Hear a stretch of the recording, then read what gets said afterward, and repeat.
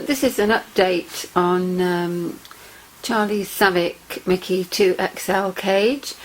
I was planning to get him a bigger 100cm cage earlier this year, but life got hectic and we're about to move, and I thought I'd wait a bit longer to see where we end up living and what space there is, and maybe I could go bigger than 100cm.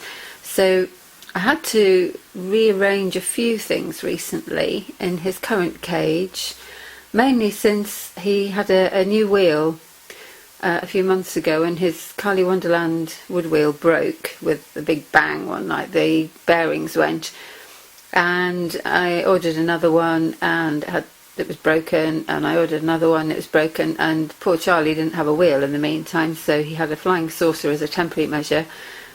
And I ordered a silent spinner, and that was no good. Anyway, he ended up with a robust wheel which fits in the cage. It's only 38cm high, this cage. It fits in the cage with a couple of centimetres spare at the top and bottom, but it didn't work very well stood on the floor of the cage, mainly where it curves in, and also it kept juddering, so I hung it upside down, and it works really well then. He loves this wheel, he absolutely loves it, and when I did try and replace it, I had to take it out once actually, when it was not working very well on the floor of the cage, and he went absolutely frantic for it back, so I kept wanting to come out and go on it, so I hung it upside down and put it back, and it did take up an awful lot of space in the cage, and I remember thinking then I need to kind of rearrange the space a bit because it was getting cluttered. So on the last big cage clean, which I only do about 3 or 4 times a year, just have spot cleaning in between, I decided to change his house and make more floor space, and there were 2 reasons for this. Apart from the fact he needed more floor space in digging, he had started using his potty inside the big house as a hoard, and this became a bit of a running battle or an itch scratch cycle that obviously when I cleaned out the potty I'd have to remove most of the hoard because it had been weed on and was covered in sand. And then he'd wee on it more to scent mark it, and we tried a few things, and then he buried his potty in substrate so that he could hoard on it, but he still weed on it. So when I did the cage clean, I thought it'd be better to put him back to his original size house, which is big enough for his nest without the potty, and put the potty in the corner where it was inside the house, the same corner where it would have been inside the house, which frees up, means it's easier to get the potty in and out to clean as well, and it frees up some floor space. And what I decided to do, he had this very big bendy stick bridge over the front of the other house. I've turned it into a fence, so it's down there, because the robust wheel is so big that there's no space for any substrate underneath it. And what he had before was a big steep slope up from the wheel up to the front of the cage to try and have it deep enough at the cage, and it meant that it couldn't be very high anywhere else in the cage. So I've used the bendy stick bridge as a fence here along the side there, so that the wheel side is a bit lower, and the other side beyond that I've been able to fill the base right to the top with substrate and pile it up a bit in the middle as well. So he's now got quite a decent size area. I'll just open the cage and show you. He's got quite a good size area for digging and a bit more depth, quite a bit more depth. It's about 16cm high, the base of this cage, similar to most of the cages like the Barney and the Alexander, same sort of height. So he's actually got quite a lot more digging space now, and depth, going right up to here.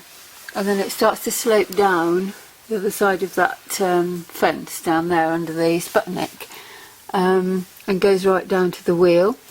And I haven't changed very much. Everything at this end is exactly the same, because they don't like a lot of changes. So it's best not to change too many things at once. He's still got his large rat Sputnik, which he loves sitting in and under. He's still got his vine branch here, and he climbs out of the Sputnik onto that, and he goes down there to the wheel. And he's still got his smaller Sputnik for his veggies that goes onto his lava ledge. And he's still got his K-bob there, although interestingly the bell on the K-bob now sits on the top of the substrate because it's much deeper.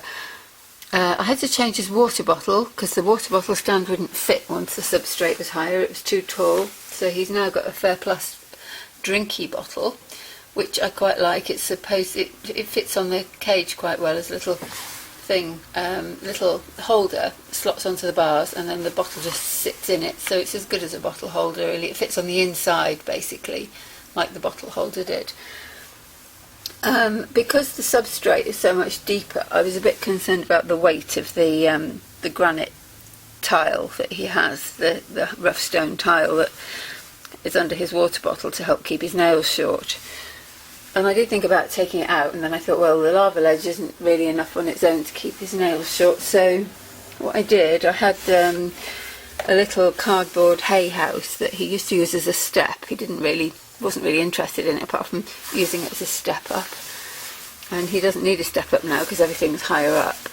So I put that on the base of the cage underneath and put the tile on top. So basically the cardboard house supports the tile, so if he decides to dig a tunnel, the heavy stone isn't going to fall on top of him. So that was kind of worked out quite well. And also, if he did dig a tunnel, he'll find a nice little house under there to hide in, which could be quite fun if he ever does dig a tunnel. And so the potty is now over in this corner.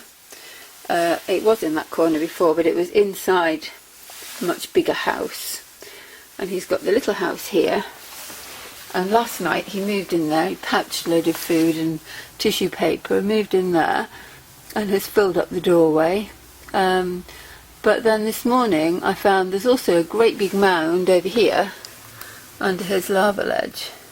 Can't quite see there. There's a great big mound. It's gone right up to the top of the lava ledge. So I'm just wondering if he's where he is actually. He might have built a nest under there, or he might have built a nest in the house, or he might have tunnelled under the house and built a nest in the corner under the lava ledge, or he might have just excavated all the substrate out of the house and piled it up in that corner, because he does that sometimes. So it'll be interesting to find out where he's actually nesting now. This is just an egg box, upside down, half an egg box, which I sort of put in so he had some cardboard to sort of shred for his nest, because he seems to like that. Inside the little house, which is not actually new, it was the first house he had. And he didn't really use it very much to begin with because he had a little plastic one. So I took it out and put the big one in, and now I've put the little one back in. But I'd lined the big house he had with a cardboard box, or part of a cardboard box, partly because it had a bit of a rough bit on the inside, like a wood knot that was a bit rough. So I'd done that originally to make it smoother. But he seemed to like shredding off bits of the cardboard for his nest, so it's got smaller and smaller, the cardboard box. So one end of it just fitted inside the new house, so that would smell familiar to him. And I put part of his old nest in the new house as well, but I'd like shredding a bit of cardboard now and then, so I've put an upside down egg box in there, and the little holes in the top make nice sort of places to hide treats. I've got a few little biscuits and things in there and a couple of raisins. And that was a bit of a treat for having had a bit of a change in his cage. So, and it's light as well, so if he dug underneath it, it's not going to hurt if it falls on him or anything. And that's the only new thing really, is the egg box and the water bottle. It's about the same size as the other water bottle I had, which was the classic mouse-sized bottle. But I read somewhere that the Fair Plus drinky was quite good for letting water out easily but not dripping. I have a lot of hassle with bottles. I find a lot of them just don't seem to let enough water out, and I'm paranoid they don't get enough to drink. And if you loosen the cap, it lets more out, but then sometimes it leaks and all drains out. So this one seems to be doing okay. It hasn't leaked and the water comes out okay, and it fits on the inside of the cage neatly, which I like. It wasn't cheap though, it was about £10, whereas the classic mouse bottles are about £1. So I presume that's because it comes with the fitting with this as well. So I'm hoping that one will last quite a while. He's still got his K-bob over there. Belle's sort of hidden under this new pile of substrate he's built. And there was some food on it last night, but it's gone. He's still got his little lava ledge over there. and he climbs out of this Sputnik here, this side of the Sputnik onto the lava ledge, and down there. His food bowl was on top of the big house, but is now on the stone with the Fairplast drinky bottle. But I also tend to scatter his food in the cage a bit sometimes these days, and not put half in his bowl and scatter the other half, so he kind of has fun trying to find it and foraging. He's got a little whimsy toothbrush chew down there, which he's had a go at. Normally he drags those into his house, but that one he left there and just chewed some of the bristles off there. They all seem to really love these little Antos chews, I think they're called. I got that one from Viovet. There's a little pack of 4 mini ones I got. And he did have a hemp mat, I cut a circle of hemp mat to line his Sputnik, but I think he must have been getting a bit hot in the summer because he kept trying to push it out through this hole. And it was getting a bit kind of travelled anyway, so I took that out and put some fit substrate in there, and that seems to be a bit cooler at the moment. And when winter comes, which won't be long now, I'll cut another circle of hemp mat and put that in, because he did love it cosy in there in the winter. Since the smaller house is actually a little bit less deep as well, so the tube that he had going from the Sputnik to the house roof wasn't quite long enough, and I was just going to leave it so he could just jump out of the end, but then it meant he couldn't get in that end, he could only get in this end. So I have this, I don't know what you call them, it's a plastic stretchy tube that expands and goes around corners and things. He doesn't like it expanded. He doesn't seem to like the gaps between the ridges when it's expanded. He likes it squashed up into a normal sized tube.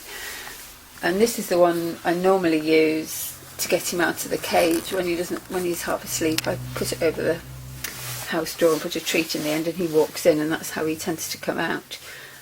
So it kind of smells familiar, so that's not too big a difference either. And it just sort of slotted inside. They're both 10cm rat tubes, but this one luckily just fitted inside that one, so I could slide it along and get it just the right length, so you can still come out over the end on the house there and get across to the lava ledge and into the little Sputnik, and out the other side you can actually climb up into that without having to stand on anything at that side, and you can climb up into this without having to stand on anything at this side as well. It's not that high really. So this is Charlie's new setup. It maybe doesn't look quite as interesting, but it is a lot less cluttered. It was pretty full before. He had all sorts of things at the front here and on the side, and not quite enough actual floor space. And once the robust wheel was in, that kind of got worse because it's so deep that there was less space over this end on the floor. So I've held off changing anything because they don't like changes really, and I was waiting until he got a new cage, but this is still a good size. It's 80cm by 50cm, and he certainly does have a lot more floor space for digging now. And I would really love to get him something where he can have 20 to 30cm of substrate for digging, or maybe one day. But right now this is about 16cm and piled up to 18 to 20 in the middle, maybe 18 anyway. And you can just see the little bendy stick bridge there. It kind of holds the substrate higher at this end quite well. I thought it might fall over, but it stands up quite well. And you can kind of bend it a bit at either end, obviously, because it's a bendy stick bridge, so it clears the wheel okay, and so it goes around a corner a bit here. And he's got Fitch substrate, which he's had for a while now. Sometimes I get some Supreme Cozy and Dry, it's a bit like brown sort of Fitch really. It's natural coloured, and he likes that as well, and it's nice and soft and it doesn't seem dusty at all, but it's more expensive, and I can buy the Fitch in bulk quite cheaply, and he does love that. And he likes taking bits for his nest. I also put strips of torn up toilet paper, white toilet paper, out for nest building, and sometimes he'll take some of that, but mostly he'll grab chunks of Fitch to sort of build a nice big pile, and then he'll use the strips of toilet paper to sort of weave it round and hold it all together. Very artistic, their nest building sometimes. So this is the setup for now. It's a 10 centimetre rat chew tube on the top, which I just punched a couple of holes each end and tied up with some sisal string. That's untreated sisal string. It happened to come with another tube that was no good, so I kept the string. But somebody recently told me you can use something called paper string, which I googled and found somewhere, which is basically string made out of paper, so it's safe if they chew it, and it's quite strong.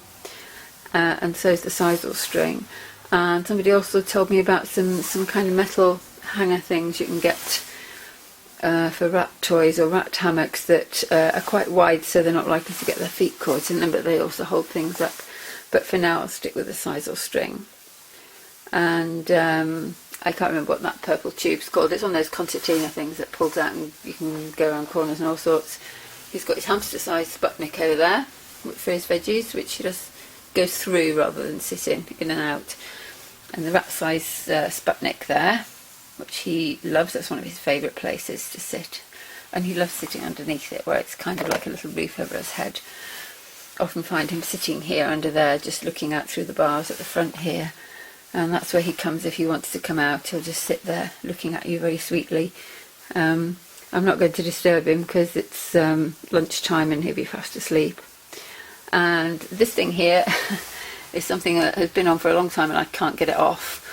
It was for a fitting for a first-plast sippy bottle, which was not very successful. Charlie ignored it completely, didn't seem to know what to do with it and hated it, basically. So I took the bottle out and I could never get the this off. I've tried umpteen different ways and it just won't come off, so it's part of the furniture now. The basic plastic potty litter tray in the corner, which has sand in, so it's not actually a sand bath. He did have a sand bath. There's a little salt pig, ceramic salt pig, that used to sit under here. But it hasn't been a sand bath for a very long time because he seems to dislike sand. I don't normally put sand in the potty litter tray. I normally put potty litter in it. But I've started putting sand in because I think it's a bit better than the potty litter, and also because it's just for weeing in. But as you can see there, he's done the same as he does with sand baths. He just kicks it all out. He doesn't like sand at all. And he did the same with the sand bath. He'd just kick all the sand out and fill it with substrate and turn it into another little nest. And he never really used it. He would sit in it. It was like a little round ceramic thing. On a very, very hot night, a couple of times he would go and sit in it, but I think that was just to keep cool, so he didn't really use it as a sand bath at all. So as that was now a bit difficult to fit under here with the higher substrate, I decided to take that out. And he could always have a sand bath when he comes out to play if he wants one. And if I just go back a bit, I now have his playpen set up permanently around the cage. It's a Corex playpen, so they're A3, actually no, I think they're A1 sizes of Corex. I can't remember what size they're, but they're the biggest size, I think. It's no, A3 is double A4, isn't it? They're either A1 or A2 size pieces of Corex or Coroplast, which is like plasticized corrugated cardboard. And somebody gave me a really good tip for them, and I didn't have it set up all the time, which is they just slide under the sofa, which they do, and that's where the spare pieces are. And so if you don't want to leave it up all the time, you just take off the bulldog clips which hold them together and slide them under the sofa, and it's a good way of storing them. And it is just pieces held together with bulldog clips. The bulldog clip sits on the shelf when they're not being used, and you bend it wherever you want a corner, just like you bend cardboard. And at the moment I leave the back and the sides up, and then I just pull the front pieces across and clip them in place when he's going to come out. He's not been using it much recently, but for a while during the summer he was wanting to be out and running around in here all the time. And so in this area he's got his flying saucer and the Carly wheel that finally came and needed sanding and painting with plastic coat because it had splinters in various places. So because they gave me a bit of a refund on that because it was slightly damaged, I decided to keep it as a playpen one once it had been sanded down. And believe me, I'd never done this sanding until I got Hamster, and now I think it's essential to keep some sanding paper for wooden toys and things. And I bought a pack with all different grades in, but they and I used a kind of medium grade and then a really fine grade, which I think said 240 on the back, which made it nice and smooth. And then just used some clear plastic coat to sort of, not because he wees in it, because he doesn't wee in his wheel actually, just to kind of seal it a little bit so that there was no rough edges. And it didn't smell at all, the water-based one. I get the brush-on plastic coat that's water-based, and it doesn't smell at all. It's just like a kind of milky liquid, the clear one. So it's not a kind of pongy, smelly thing that is going to bother them, and it's pet safe apparently. I wouldn't use the spray-on ones, I think they're not water-based, I'm not sure. So here we are, and that's Charlie's updated cage tour of his Savic Mickey 2XL, and that's in August 2015. Bye for now.